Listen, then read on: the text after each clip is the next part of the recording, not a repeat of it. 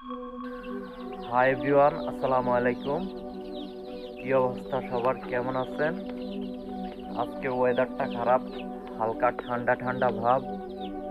তো কিছুক্ষণ আগে বৃষ্টি হয়েছিল, তো দেখেন ওয়েদারটা খারাপ হয়ে আছে, কিন্তু যেই কোনো মুহূর্তে বৃষ্টি শুরু হয়ে যাবে আবার। আর আজকে দিনের 3টার আগে কিন্তু রোদও ছিল অনেক, তো হঠাৎ করে কিন্তু বৃষ্টিটা চলে আসছে। বৃষ্টি আমাদের খুবই ভালো হয়েছে, যেহেতু আমি খেতে ফসল লাগাইছি ফুলকপি। তো আমি ভাবছিলাম আর কি পানি দিব মেশিন দিয়ে, এখন থেকে আল্লাহর কি হুকুম, বৃষ্টি কিন্তু চলে আসছে, তো আমার জন্য খুবই ভালো হয়েছে। আর হচ্ছে এখানে আমার মুরগিগুলো কিন্তু খাওয়ার জন্য ঘোরাঘুরি করতে আছে, তো আমি এখন এগুলাকে দিব হচ্ছে এই যে খাবার এটার ভিতরে।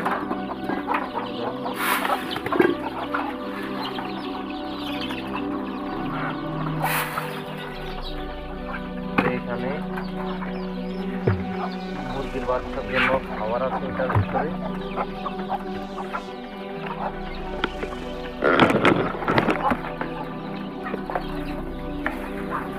এগুলো হচ্ছে মুরগির বাচ্চার খাবার। এই যে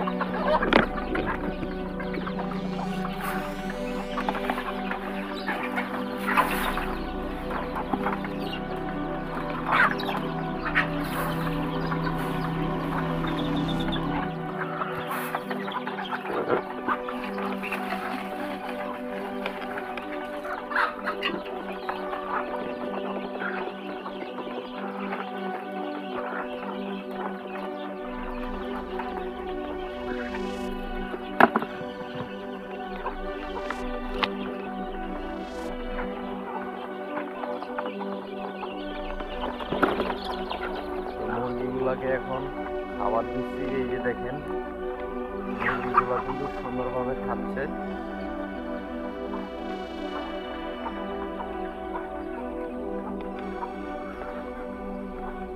আর কিছু মুরগি ডিম নিয়ে বসে আছে, তাও দিতে আছে।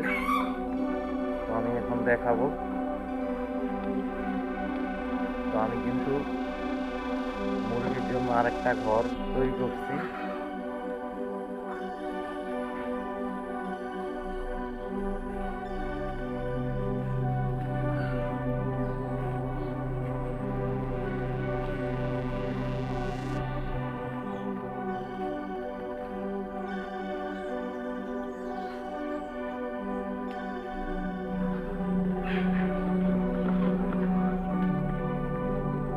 এই যে দেখেন আমার পিছনে যেটা ঘর দেখছে, তো এটাই কিন্তু করছি টিন দিয়ে চারপাশে।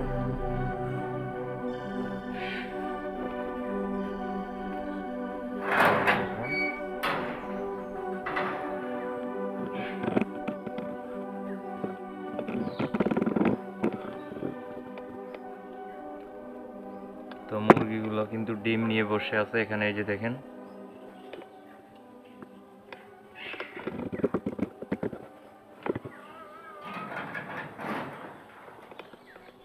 আর হচ্ছে এটার ভিতরে আর কি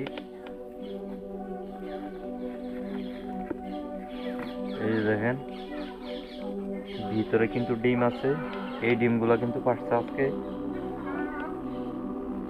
6টা ডিম এখানে।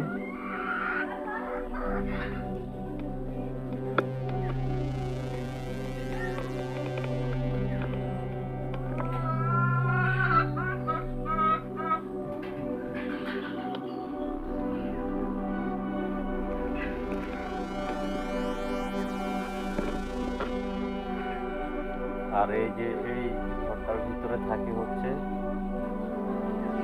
বড় মুরগিগুলো, আর নিচের তলায় থাকে হচ্ছে ছোট মুরগিগুলো। তো এটা ছিল আমার মুরগির সেট আপ। তো আমি কিন্তু মুরগির জন্য মানে যে ঘরটা বানাইছি, এখন এই ঘরের ক্যাপাসিটি হচ্ছে মিনিমাম 500 মুরগি এটার ভিতরে থাকতে পারবে। কারণ হচ্ছে আমার এখানে এই ঘরের ভিতরে খালি রাত্রে থাকে, দিনের বেলায় তো এই যে এটার ভিতরে ঘোরাঘুরি করে।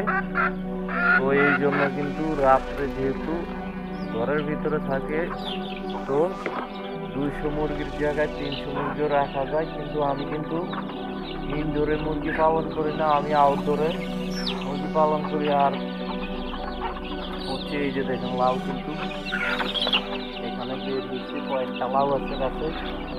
তো এই হচ্ছে আমার লাউ গাছটা।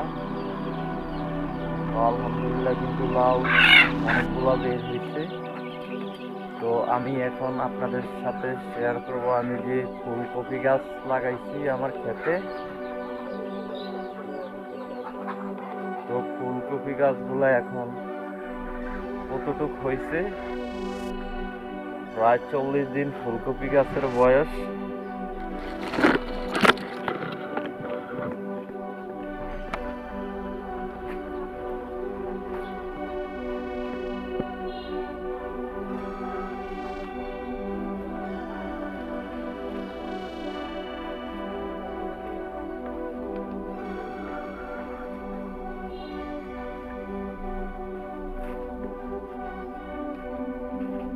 তো এই জায়গাটাও কিন্তু ভরট করব।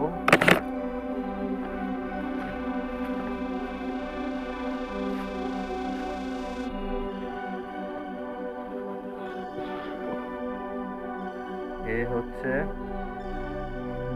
আমার ফুলকপি গাছ আমি যে লাগাইছি, এই হচ্ছে ফুলকপি গাছ। তো আল্লাহর কি হুকুম, আজকে আমি এই জমিটাতে কালকে সার দিয়েছিলাম ফুলকপি গাছে। তো সার দেওয়ার পরে আমি কি করছি, আজকে মাটি দিচ্ছি গোড়াতে। তো মাটি দেওয়ার পরে কিন্তু বৃষ্টি হয়েছে, ঠিক আছে। দেখেন বৃষ্টি হওয়াতে কিন্তু আমার জন্য খুবই ভালো হয়েছে, একদম অ্যান্টিবায়োটিক হিসাবে কাজ করছে এই বৃষ্টির পানিটা। তো আর হচ্ছে এই যে আমি সার দিছি, এই যে দেখেন সারের পলিথিন গুলো এখানে পড়ে আছে। তো মাটিগুলা কিন্তু একদম শুকনো ছিল, একদম পুরো শুকনো।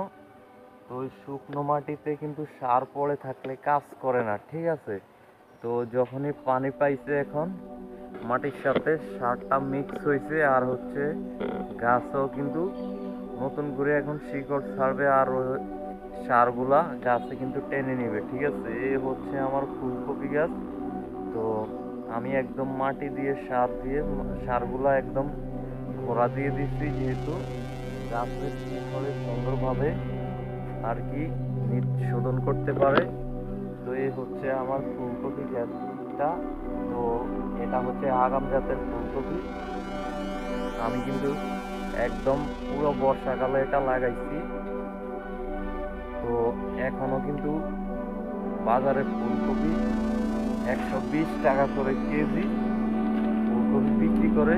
তো বাজারে কিন্তু এখনো ফুলকপি কিন্তু আসে না, এখনো কৃষকের যে ফুলকপি এটা কিন্তু এখনো আসে না।